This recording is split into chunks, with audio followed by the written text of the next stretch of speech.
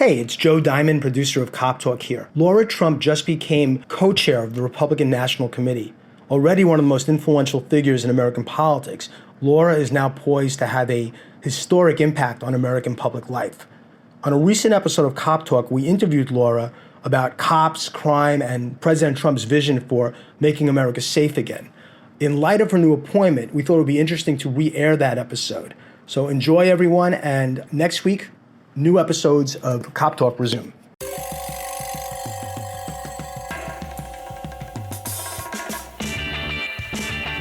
This is Cop Talk, talking crime, cases, and backing the blue. Now, here are your hosts, Captain Ed Mehmet and Detective Kevin Schroeder. Hello, everyone, and welcome to another episode of Cop Talk. My name is Kevin Schroeder, retired NYPD detective, and I'm here with my co-host, retired Captain of Police, Ed Mehmet. Hello, WABC listeners. Glad to be here for another session of Cop Talk. So today, our guest, Lara Trump, I'm sure everyone knows who she is. Lara is a veteran TV producer and host. She has her own podcast, The Right View. You can go to therighteView.com and listen to Lara anytime on her podcast. She's been a major figure in her father-in-law's political campaigns. Lara, welcome, and thank you for being here today. Well, I'm honored. And, Kevin, it's been a while since you and I have seen each other in person. Yes. We go back quite a ways, and you got to see all the action of the campaign trail right alongside me once upon a time. And it's great to be with you. I love that you guys are doing this show. So thank you so much for having me. Yes, thank you. Thank you. Yes, it feels like yesterday, but we had a lot of fun, and it was a great experience. And I'm sure you're gearing up to do it again, and I'm sure it'll be successful as well. We made a little history that time. Let's do it again. Absolutely. Absolutely.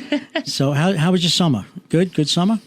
The summer was great. We were actually in New York, in Westchester. We have a house up there, and can't complain. You know, we got out of the Florida heat for a little bit of the time, got up to New York, got to see our old friends up there and be in our old stomping grounds. So we had an awesome summer, and we're blessed to be able to have our kids down in school now in Florida. And so Nice. Here we are for the school year, but we're lucky we have a little bit of both. Nice. It's certainly been an eventful summer for your father-in-law. Good, bad, Yes. up, down, in between, sideways. But no matter what happens, I mean, whenever you see him in front of these massive crowds at these rallies, he's on fire. I mean, what is President Donald Trump's secret? I wish I knew, because I would like to bottle it up, and I'm sure people would love to buy that. They don't sell what gives Donald Trump. Like that's just something special and very unique. He is one of the most unique individuals, I think, on the planet. People can probably like him or hate him, all agree on that.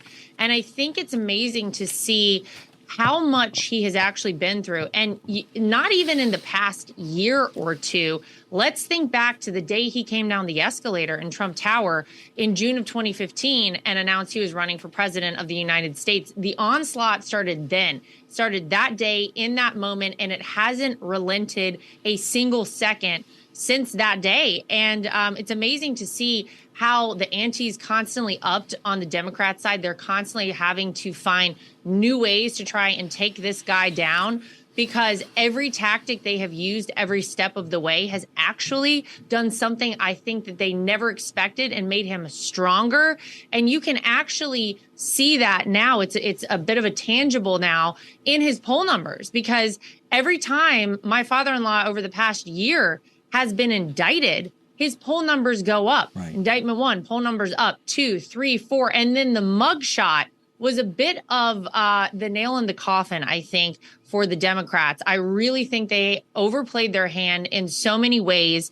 And there was something in that moment that a lot of people woke up in this country who really didn't even realize they were asleep. People who were never political, people who may never have voted, people who maybe voted against Donald Trump in the past election cycle or two, sat up and they said, wait a minute, something is off here. Something feels un-American and something is wrong, because the same system that we feel has been failing us in this country is now going against this guy too. And they saw a bit of themselves in that mugshot. And so try though they might to take down Donald Trump, it has not worked. He has energy that abounds. He will not be stopping. He will not be quitting. He will not be lying down. So if they thought that this was a guy who was going to be like, nah, this is a little too much for me, they got the wrong one with Donald Trump. I've never seen him more focused on doing anything than he is on becoming the 47th president. Yes, we agree. We agree here. Captain? Lara, this is Ed. The campaign has released a comprehensive set of policies called Agenda 47. As part of this agenda, what are the president's main plans to reduce crime and make America safe again?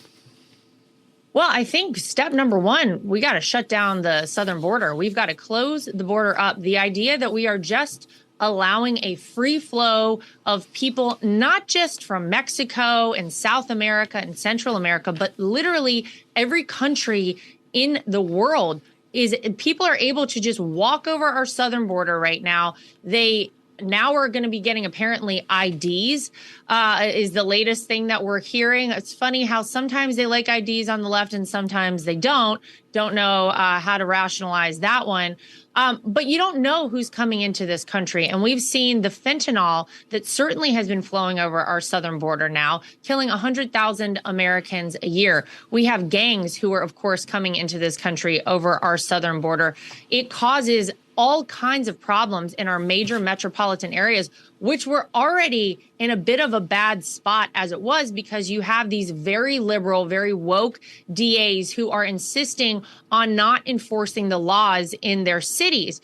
So it's a bit of a combination of things. So I think step one is close down the border. Make sure we know all the people who are coming here into our country. Make sure they're coming here for the right reasons. Make sure that they have our best interests at heart as a country. And then you've got to go, I think, to the heart of the problem, which is actually enforcing our laws. It's not about defunding the police. In many places now, it's about refunding the police, making sure that they have available at their fingertips what they need to actually enforce the laws, to actually lock up the criminals, to actually penalize people who are breaking the laws in this country. Make sure as you go to the voting booth in November of 2024, you know for whom you are voting, not just at the top of the ticket, ladies and gentlemen, as president and vice president of the United States, but all the way down to your local DAs, because these are the people who are responsible for letting the criminals back out in the streets. So we have to start paying a little bit more attention as a country. I think we all know that whenever Donald Trump was in office, this was the law and order president. Man, did he support our cops. And are we so grateful for all of our men and women in blue who put their lives on the line every single day and go out and do a job that I know so many of us say thank you for doing that. But Donald Trump had their back. And I think it makes a difference to men and women in law enforcement, and I'm sure you guys can opine on this, when you know that the person at the top is actually going to have your back, is actually on your side, and is actually fighting for the same things you are, which is law and order, which is keeping our streets and our cities safe. So I think those would be a couple of steps that would be in order when Donald Trump becomes sworn in as the 47th president. Well, how is his anti-crime agenda? How will it differ from Biden's approach to law enforcement and policing? Can you go a little deeper into that? Well, I mean, my gosh, does Biden even, first of all, does this guy even know where he is half the time? Secondly, we see, I mean, I hate to say it, but it's true. Secondly, I mean, what law enforcement agenda does Joe Biden have? Don't forget that in the summer of 2020, it was Kamala Harris, our vice president now of the United States, who really was pro defunding the police. This is an individual who actually, don't forget, asked people to donate to those people who were out rioting, who were out terrorizing the streets all over this country, who are burning down police precincts and our federal buildings all across America. So what agenda does Biden have? What agenda does the Biden-Harris regime have? As far as we've seen, they don't seem to have a pro-law enforcement agenda by any stretch of the imagination. And so I think, again, it really does start at the top and go down. And whenever people who are all across this country, at whatever rank you might be, don't feel like the people in charge and the people at the top have their back or have their best interests at heart, I think it's going to be a little hard for you to go out there and do your job. And, you know, you look at the fact that a lot of police officers out there are afraid to do their job these days. They're afraid that they're going to get prosecuted. They're afraid that they're going to, catch a lot of heat for actually doing the job that they've been hired to do. And it's such a shame. We have to really change the narrative in this country, I think, in so many respects, and remind people why it is so important. You look at what's going on right now, especially in New York City, for example, where you have Eric Adams suggesting that the NYPD and the FDNY in the coming years is going to have to roll back their spending by 15% to pay for the migrant crisis that has overtaken that city. Now, I don't know about anybody else out there, but to me, I want more funding for our police. I want more funding to take down the bad guys. I want more funding to keep our streets safe, not less. So to see people still talking about taking money away from our police officers, I think is total insanity. And it will only go to further a problem that has driven so many people out of cities like New York, so many of our major metropolitan cities in this country, because people say, we don't want to live like this anymore. We can't live in fear. We don't want to go out. We don't want to wear our nice clothes or jewelry out. It's not the same place that it used to be in New York. And I think you can say that about a lot of cities all across this country. Lara, under Biden, the Justice Department and other federal law enforcement agencies have become weaponized against Biden's political enemies. How will the President Trump restore these agencies to faithful servants of the law? Well, I think it's important. Look, we have to. It's fundamental to who we are as a constitutional republic and who we are as Americans, that we have trust in our systems like the Department of Justice. I mean, it's a foundation of our country. And so it's really sad, I think, to see where we are now. And there is no doubt, there's no two ways about it. You can't look at what has happened to people like my father-in-law, to parents going and voicing their concerns at school board meetings who were categorized as domestic terrorists. And then look at the other side of the coin, people who actually were terrorizing cities, like I just talked about in the summer of 2020, burning down buildings, destroying small businesses. Nothing happened to those people. Why weren't they called domestic terrorists? And then, of course, you compare the Trump-Biden situation, and it's laughable, and it's an insult, not just to the people of this country, but to who all of us are as Americans. We can't have a country if people don't trust our fundamental institutions like the Department of Justice. And so, look, I think my father-in-law has spoken about this several different times, and I think he said, we've got to get in there and we've got to dismantle things. We've got to break this system apart. We got to get to the rot, because there is rot at the core of our Department of Justice. Look at the FBI, look at the CIA. They both in 2016 and 2020 worked to swing an election so that it was better an outcome for the Democrats. That is not the kind of country we want to be living in. That is not the kind of country we always thought we were. So we got to get to the bottom of this. And I think my father-in-law, again, has talked time and time again about how he really wants to get to the rot and the root of the problem, get those people out, and then start over again with these institutions. Because, look, I think the men and women who work in the ranks of the CIA and the FBI, by and large, are great people and are just following the instructions given to them by their higher ups. But when those people at the top are bad, when those people at the top are not doing the job like they're supposed to be doing, then it is horrible for the country. It's a horrible precedent to set. It's horrible for the way the rest of the world views us as the United States. And so I think he wants to go in there, break them apart, get rid of the bad people, and start fresh with a group of people who everyone in this country can trust and feel good about. Right, Laura, I agree. It's sad throughout the country, all these big police departments, and of course, right here in New York City, NYPD, we're having a problem recruiting, retaining. I mean, no one wants to become a cop anymore. I know when I was a rookie cop, you had some young guys that would leave the department to go maybe to make more money somewhere else like Nassau, Suffolk County or Rockland County or wherever, a small town. But today, you have these young kids, they're getting burnt out. They're leaving, not to go to another police department or even the fire department. They're just leaving to go, not sure what they want to do. And they're just quitting, just resigning 2, 3, 4 years on the job. And that's sad. That's going on throughout this country with law enforcement. That's sad. Yeah, it's terrible. I mean, we really have put our officers all around this country in such a bad spot. They've really been demonized by the left and the media. And again, I'll say it, I'm incredibly grateful. And I think most Americans are for the job of law enforcement. I have law enforcement in my family. Some of my very close friends are law enforcement officers. And I'm forever grateful that they have chosen to do a job that they don't know what their day will be like. They don't know if they're coming home at the end of that day or not, but they're willing to go out there and do the tough work and do the tough job so that the rest of us can live in the greatest country on the face of the earth. And yeah, you have a big problem. You had a lot of retirement of law enforcement officers, probably early retirements in the wake of the George Floyd stuff.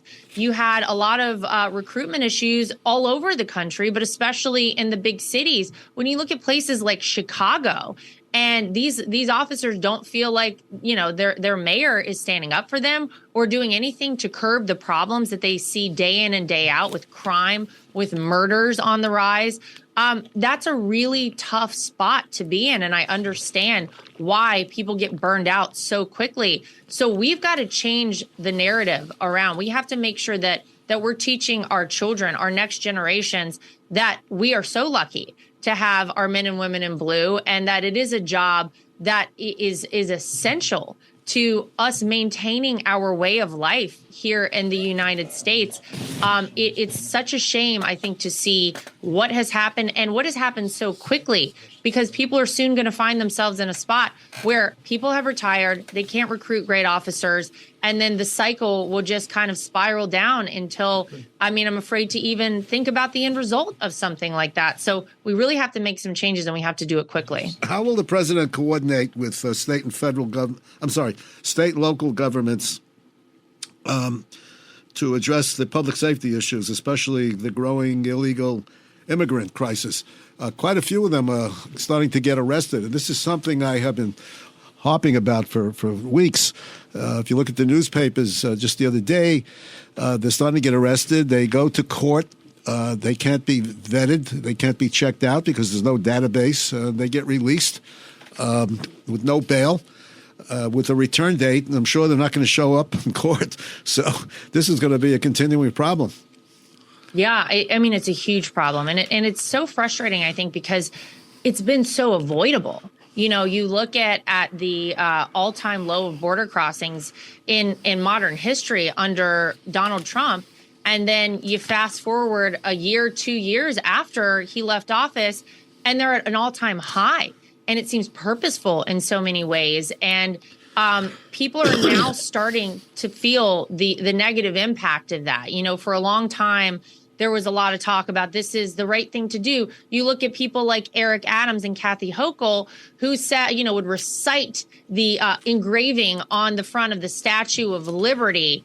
And we're saying, oh, we are open. We will take everyone in. We will not just, you know, make sure you have a place to stay. We will protect you. Everyone should come here. Now, like a year and a half later, they're like, don't come here. We can't deal with this anymore. It's causing major issues for our city. It taxes every single system whenever you have an influx of people with nowhere to really go, with no job, with no schools, with no health insurance. It is very problematic. And so, again, I think step one is obviously stopping this flow of people who have been just allowed to walk over our border and break our laws. That's number one on the agenda. But then I think you're going to have probably a whole task force assigned solely to this issue now when Donald Trump becomes president again, because it has taxed so many cities to the point that, you know, Eric Adams said the other day it's going to cost the city of New York $12 billion over the next 3 years to have to deal with the migrant crisis. So, look, I think anyone can remember back to the days of the Trump administration and how willing my father-in-law was to go to different states, to go to any city, to go wherever the problem was and make sure that he addressed it. You had the Remain in Mexico policy, of course, while he was president of the United States. He actually got Mexico to send their troops to the border and pay to have them staged there to prevent people from coming over. So there are so many ways, I think, that we're going to have to tackle this issue. The sad thing is we didn't have to get where we are today but for the Democrats and their insistence on breaking our laws, we wouldn't be in a situation like this. So I'm sure he's going to have some sort of a major task force underway to deal with the flood that has already come into this country. What do we do now? It is a huge problem, but I think people know the difference between Donald Trump and Joe Biden. Donald Trump is willing to state the problem. Donald Trump is willing to face the problem. Donald Trump is willing to act to end the problem. Much different than the group we have in charge right now. How will he deal with these radical prosecutors that have taken over the cities?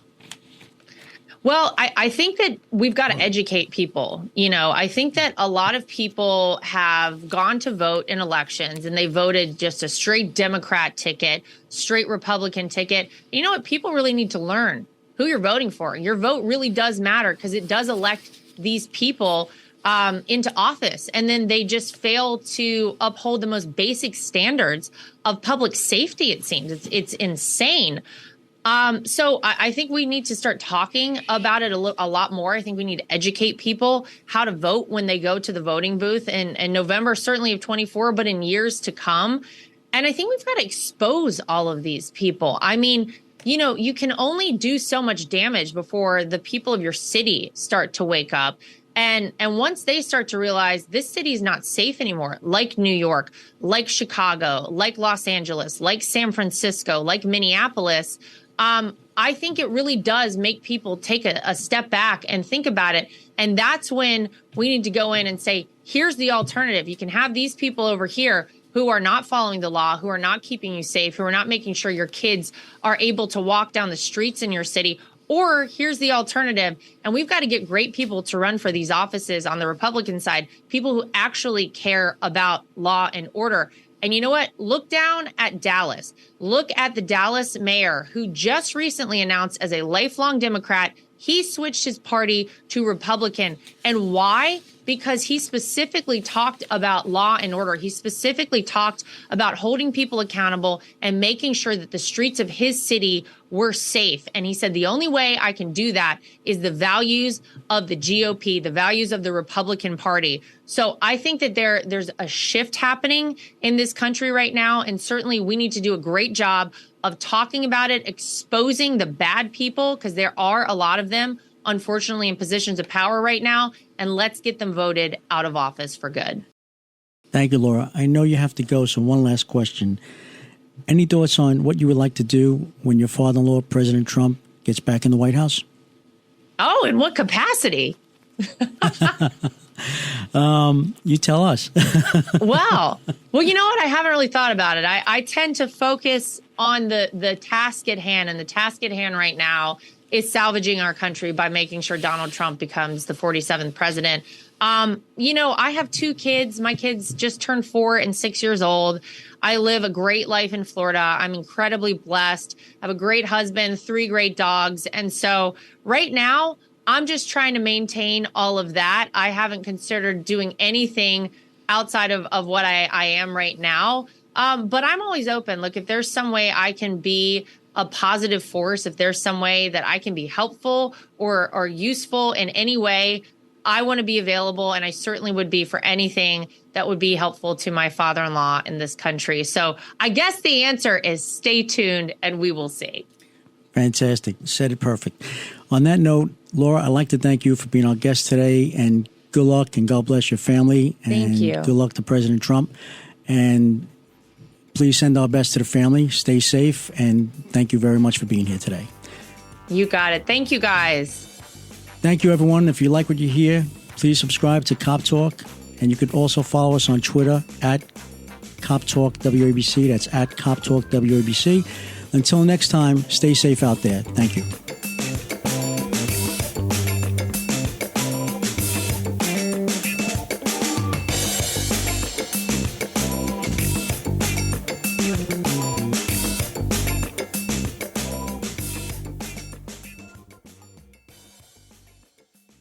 Hello, folks. Larry Kudlow here. Pay attention, because China is leading the largest anti-American alliance since World War II, one that's already dumped U.S. bonds, grabbed 43 million acres of our farmland, and is plotting to dethrone the dollar. That's why IRA and 401k savers are protecting their savings with gold. Please go to freegoldguide.com/Kudlow or just call 800-621-3908 for your free gold guide on how to protect your wealth with gold 100% tax-free.